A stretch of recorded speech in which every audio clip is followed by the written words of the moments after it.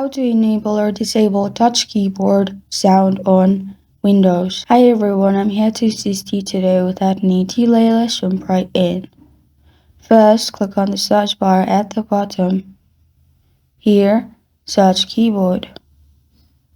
Click on the keyboard settings, any one. Then scroll down, click on keyboard.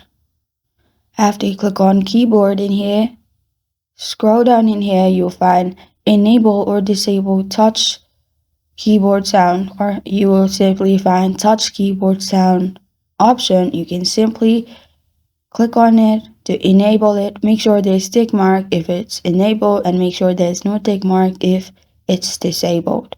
It is not available in my device, but it will be available in your device in here. This is how to enable or disable touch keyboard sound on Windows. Thank you for joining me today. If this video helps you out, please leave a like and subscribe for more. Got a question or want to suggest a topic, comment below. Thank you for watching.